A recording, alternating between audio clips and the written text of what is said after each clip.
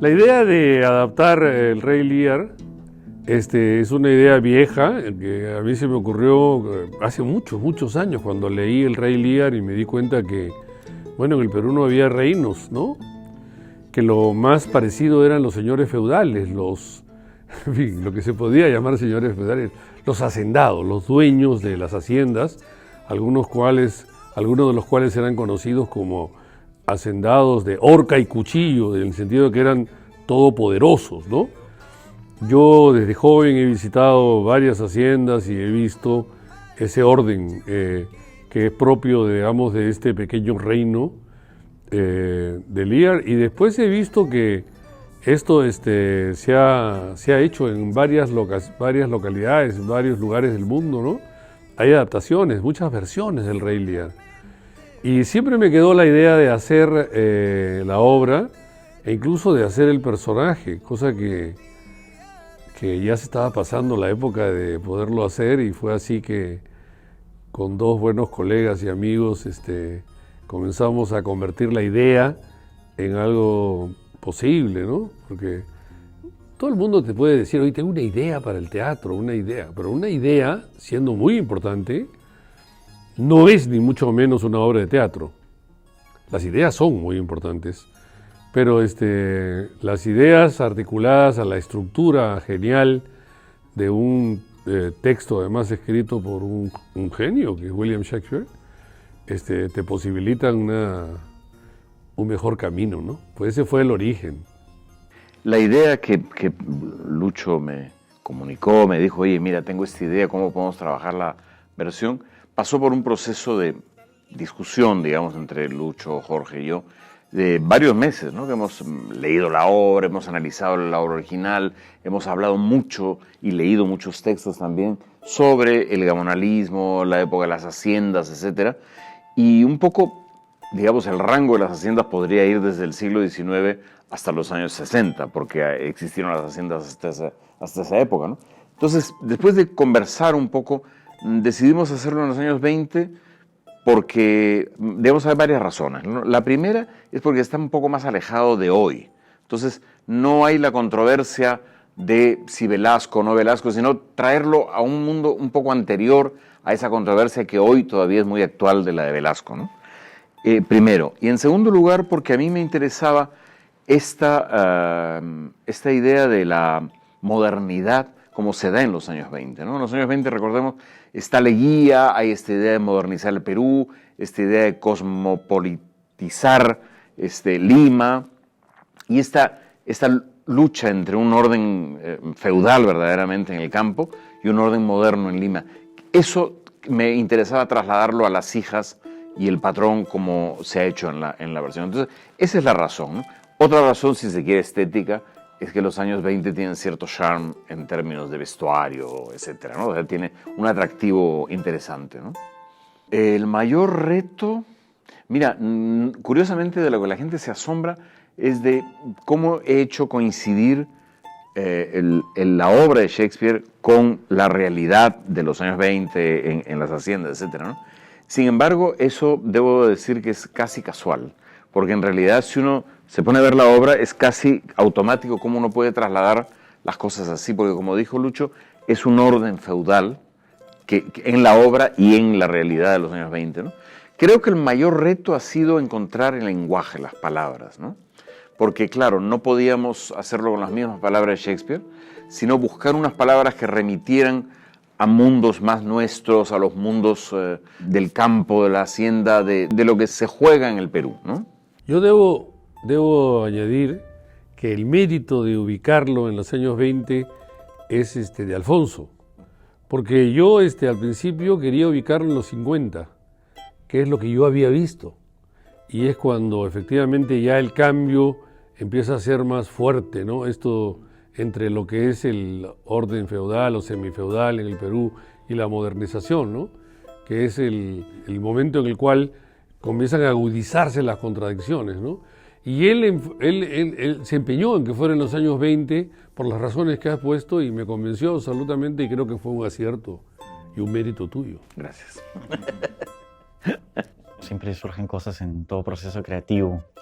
Retos varios, siempre creo que el tener un elenco, ¿no? Tan heterogéneo en edades generacionales, puede ser que tal vez por ahí actores en formación, actores que ya tienen toda una vieja escuela, por decirlo así, ¿no? Es como encontrar una unidad en la actuación, ¿no? Creo que hemos tenido un enorme logro, el valor en las personas que conforman el elenco, ¿no? Y creo que ha sido en los ensayos, en las conversaciones, en todo el proceso de que hemos logrado un poco eso, ¿no? Es hermoso ver, pues, ver actuar a un chico que tiene poco más de 20 años, que está en el segundo año de la facultad, con Lucho, que es, ¿no?, un actor que tiene tantos años dentro del teatro, ¿no? Que es una persona quien vincula a Luis Peirano con el teatro peruano, ¿no? Él tenía un programa muy famoso en una época que se llamaba Memorias del Teatro, que yo nunca olvidaré.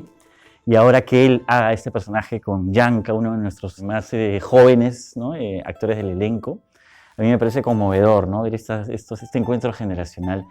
Y digamos que esa dificultad que pudo haber en un inicio, ¿no?, cómo encontrar una unidad en la actuación, pudo ser una dificultad, creo que palpable, pero creo que lo hemos logrado trabajar justamente por ellos, ¿no? Justamente por toda el escucharnos, ¿no? El estar en todo el proceso con la mayor disponibilidad, con la mayor apertura, ¿no? Porque si cada uno baila con su pañuelo en cualquier proyecto colectivo como este, pues se echa a perder, ¿no?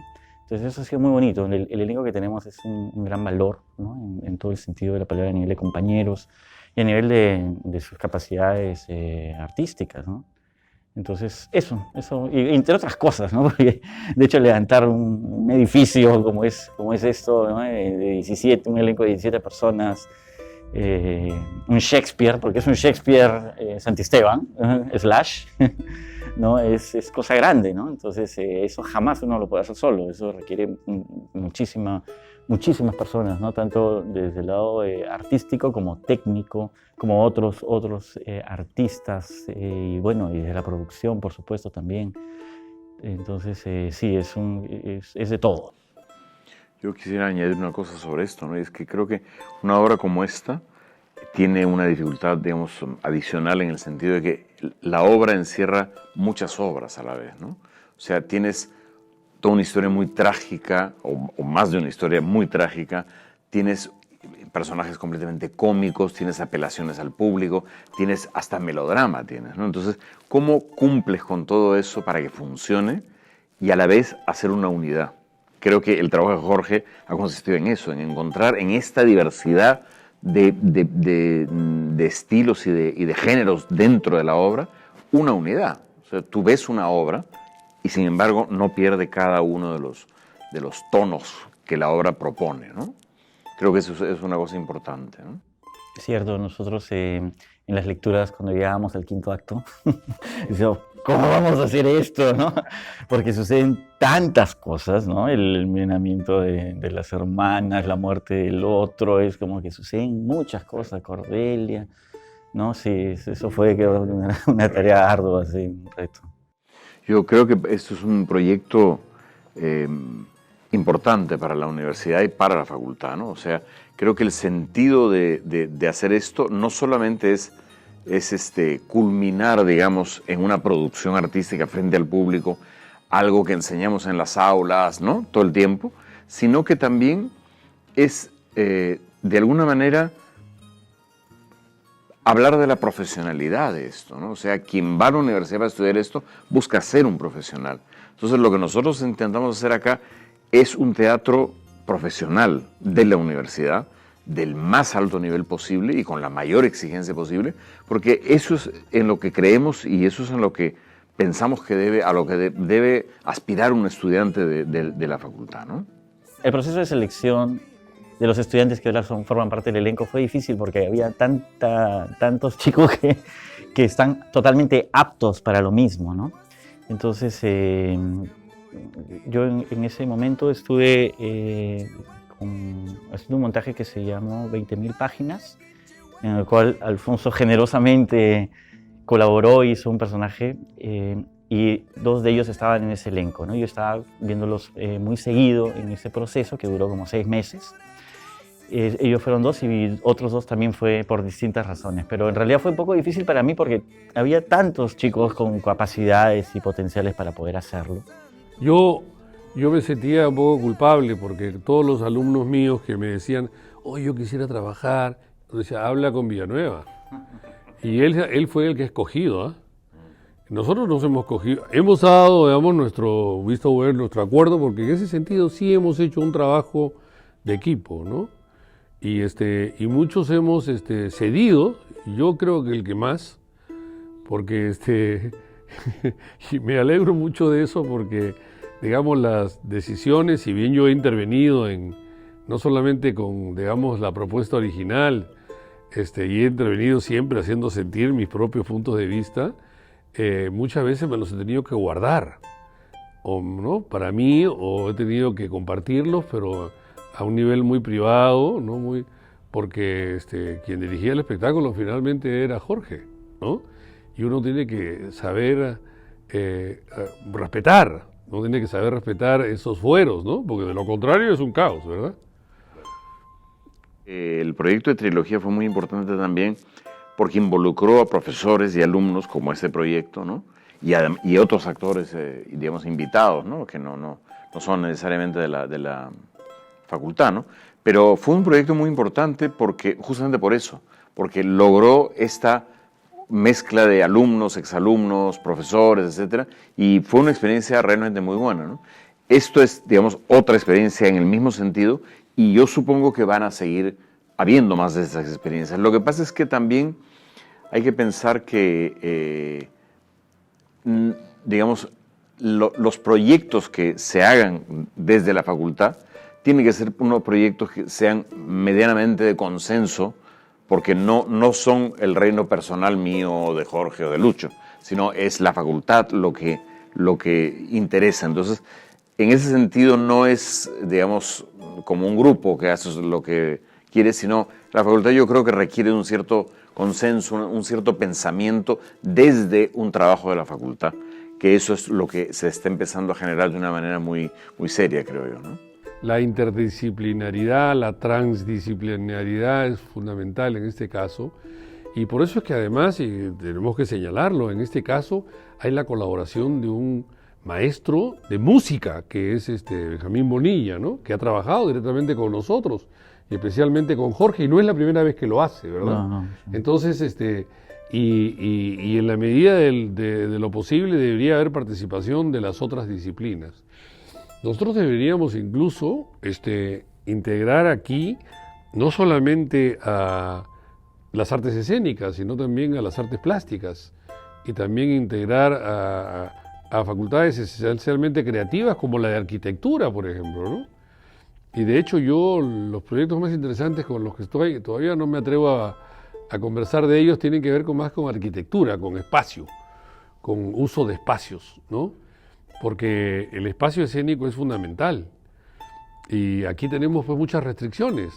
Este centro cultural y su pequeño teatro han hecho notables contribuciones al teatro peruano, ¿no?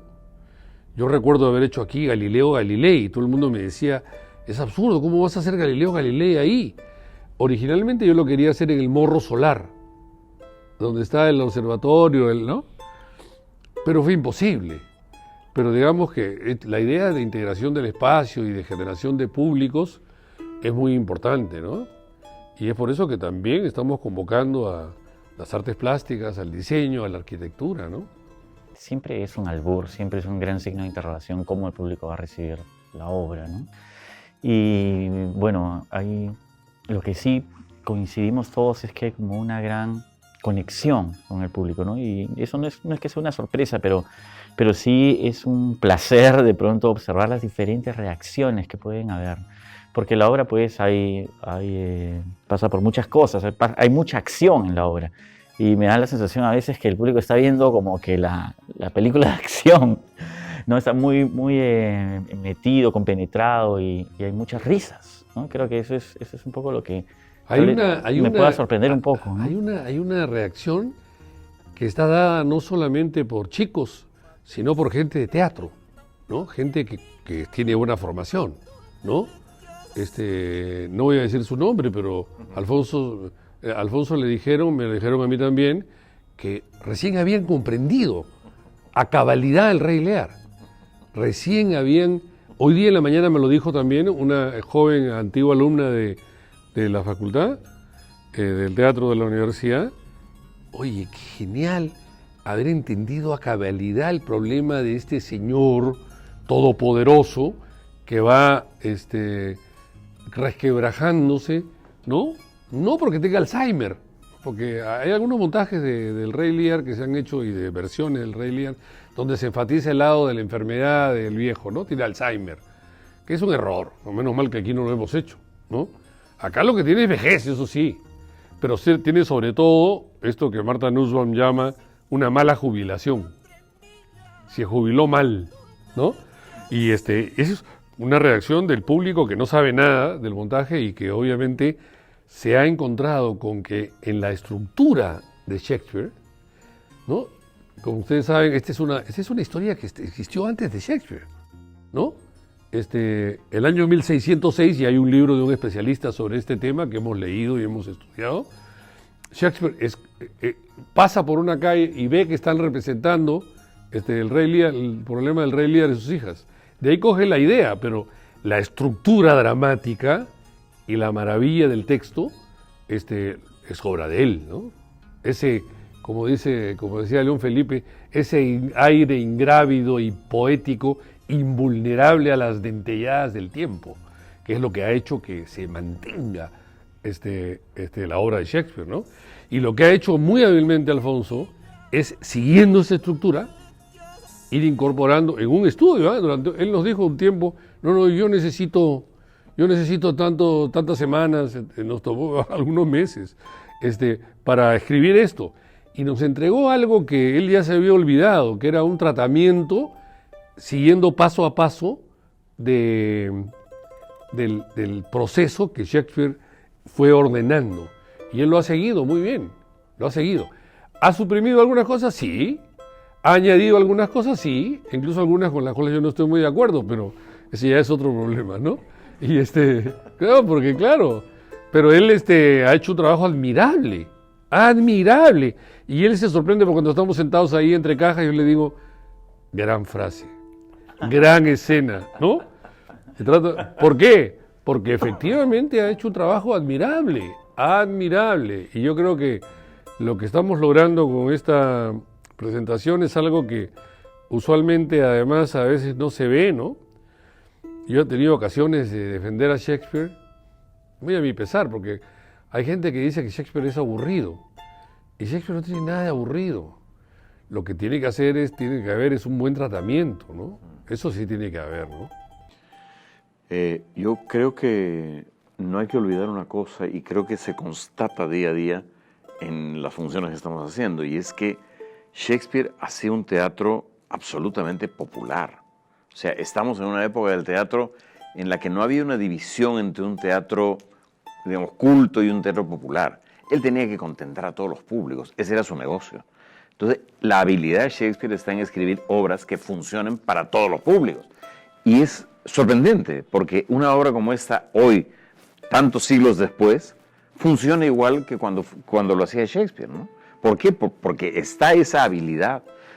Los personajes que tiene, hay personajes que están sacados estrictamente de la comedia del arte, del clown, ¿no? Que funcionan con el público inmediatamente, las apelaciones al público. Hay personajes ahí que son absolutamente melodramáticos, ¿no? De historias, pero de terror que hay en la obra. Entonces, él junta todo, mezcla todo con una habilidad muy grande. ¿Por qué? Porque conoce a su público. Y creo que conoce a nuestro público también, porque de alguna manera está llegando a nuestro público de una manera sorprendente, ¿no? Hay un profesor que estuvo en el estreno, yo te mandé la nota, un profesor que no es de teatro, y que citando a otro maestro amigo nuestro decía, cuando uno hace un clásico tiene que tener dos pilares. Uno es de respeto al clásico, de respeto a lo que el autor quiso decir. Pero en segundo lugar, un respeto al público, de tal manera que no se diga una cosa que es del siglo XVII, sino alguna cosa que tenga que ver directamente con nosotros. Y hay algunos textos que son aplaudidos. ¿Ah? Por la coyuntura. Por la coyuntura, ¿no? Porque ahí alguien dice algo que de repente a alguien lo impacta, o a algún grupo lo impacta, y aplaude, ¿no?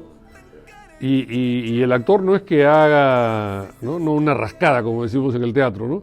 No añade ninguna morcilla. Dice su texto y sabe que lo que dice, obviamente, tiene que ver con lo que estamos viviendo, ¿no? Esa ha sido una grata sorpresa. Muy ¿no? grata. Sí.